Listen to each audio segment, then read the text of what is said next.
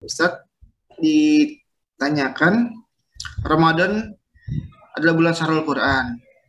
Dalam satu waktu kita tilawah. Manakah yang lebih utama, Ustadz?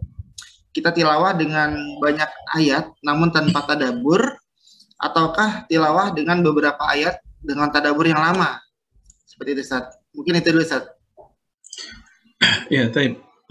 Jazakumullah khairan. Ini yang nanya laki perempuan ya? Belum ketahuan. Ya. Akhwat, Ustadz. Oh gitu. Taib, jazakumullah khairan kepada saudari yang bertanya. Semoga Allah memberikan balasan yang lebih baik.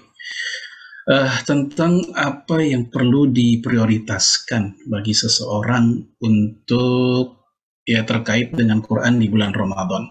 Sebenarnya ini tergantung kondisi masing-masing orangnya ya, dan masing-masing kita tidak sama.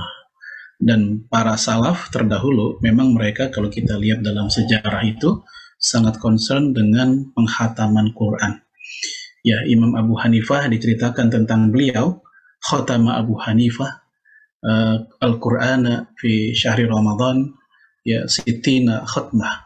Beliau menghatamkan Quran sampai 60 kali, khatmatun bil lail wa khatmatun bin nahar. Satu kali khatam di malam, satu kali khatam di siangnya. Kemudian Imam Ibnu Abdul Hakam, ya salah satu murid terdekat Imam Malik, ya beliau menceritakan tentang wakana Malik yafiru min qiraatil hadis wa mujalasah ma ahli ilm. Jadi beliau itu ketika masuk Ramadan atau mendekati Ramadan ya meliburkan sementara waktu kajian-kajian hadisnya atau bermajlis dengan para ulama, bermuzakarah dengan mereka, diliburkan dulu. Untuk apa? Untuk konsentrasi dengan Quran. Ya, untuk menghatamkannya. Nah, di zaman kita udah lain kondisinya. Karena di masa itu mereka yang namanya kajian-kajian, belajar Quran, tadabbur, tafsir itu sudah menjadi rutinitas sehari-hari mereka.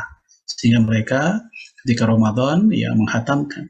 Adapun masa sekarang ya orang berbeda-beda. Ada di antara kita yang masih kurang dalam kemampuan membedakan beberapa huruf hijaiyah. Masih loading ketika membedakan antara kha dan jim misalnya.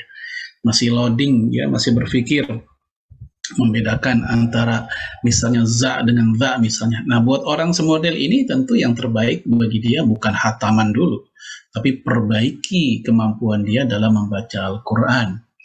Bagi yang sudah mampu, sudah bisa, tapi belum lancar, berarti prioritas dia adalah lancarkan dulu. Yang sudah lancar tapi belum mujawad, belum bertajwid misalnya, maka tugas dia ya selesaikan, ya tuntaskan bagaimana dia membaca sampai bertajwid dan seterusnya. Mumpung ketika Ramadan ini ya orang mengatakan syahrul Quran, karena memang Allah sendiri menyebut syahrul Ramadan allazi unzila fihil Quran, maka kita manfaatkan waktu bulan Al-Quran ini untuk mengurangi kekurangan kita di hal-hal tadi. Namun bagi orang yang sudah bagus, ya tentu silahkan dia menghatamkan sebagaimana para ulama terdahulu. Wallahu a'lam bishawab.